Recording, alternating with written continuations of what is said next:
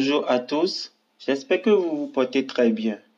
Après avoir fait quelques vidéos sur les mots-clés utilisés généralement dans Tableau Desktop, nous allons entrer dans le vif du sujet. Pour cela, à travers une série de vidéos de formation, nous apprendrons à utiliser Tableau. Mais en un premier temps, voyons comment se connecter à une source de données. Nous utiliserons deux fichiers. Le premier fichier nommé Global Superstore Order, qui est un fichier SL, et le deuxième fichier nommé Global Superstore Return, qui est un fichier CSV. Chacun de ces fichiers se trouve sur le lien GitLab ci-dessous. En cliquant sur ce lien, vous accédez directement à la page. Sur cette page, vous verrez les deux fichiers. Le premier fichier regroupe les données de vente effectuées à des clients.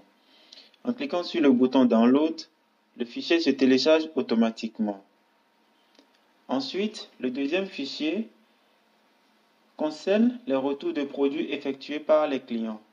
En cliquant sur ce bouton, vous pouvez directement télécharger ce fichier. Voilà, vous venez de télécharger les deux fichiers. Maintenant, voyons comment se connecter à une source de données. Pour cela, nous allons directement lancer Tableau Desktop. Tableau se lance en vous montrant la page de démarrage. Sur cette page de démarrage, vous avez plusieurs onglets. Le premier onglet fichier qui vous permet soit de créer un nouveau classeur tableau ou d'ouvrir un classeur existant. Vous pouvez aussi masquer la page de démarrage et toujours dans cet onglet, vous avez la possibilité de voir les différents classeurs que vous avez utilisés récemment.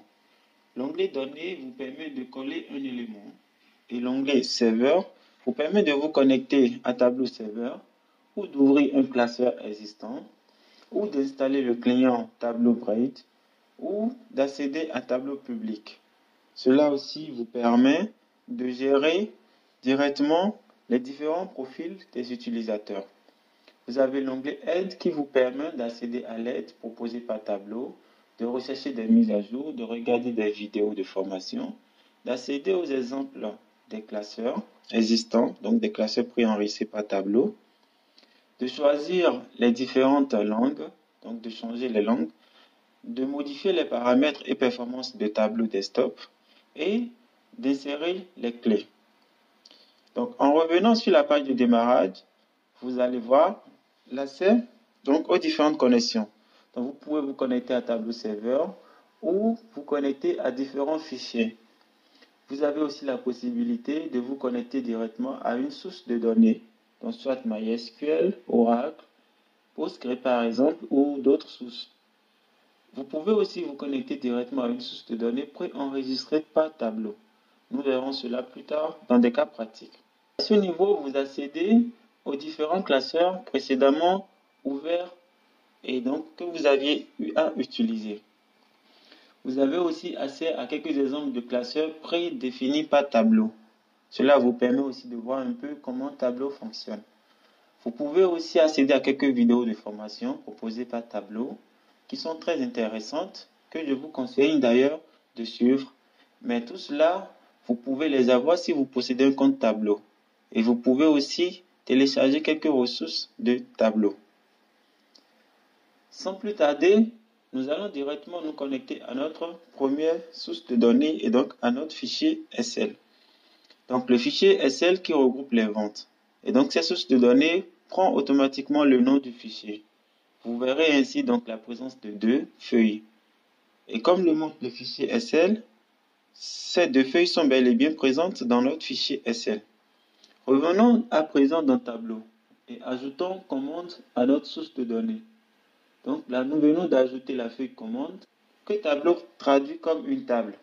En double-cliquant sur la commande, vous accédez à la table de cette source de données. Maintenant, nous allons ajouter un fichier, le fichier CSV. Ce fichier CSV comporte uniquement une seule table. Donc, par défaut, la table prend le nom du fichier. Et donc, après avoir fait cet ajout, nous allons modifier la propriété du fichier pour dire à Tableau que notre séparateur est une virgule. Et donc là, nous allons changer le séparateur de champ et choisir virgule. Après, nous allons maintenant agir sur les liens entre les deux tables. En effet, commande était la première table et la deuxième table est le fichier CSV que nous venons d'ajouter et donc Global Superstore. Étant donné que le tableau prend le même nom que le fichier CSV, il vous met automatiquement Global Superstore.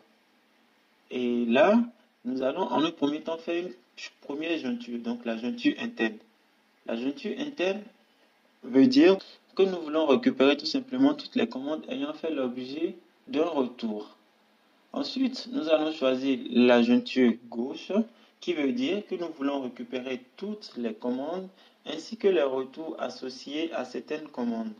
C'est-à-dire, vous aurez toute la liste des commandes, mais en même temps, vous aurez les retours qui sont associés à ces commandes.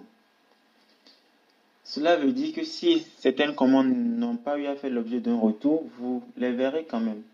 Ensuite, nous allons choisir la jointure droite.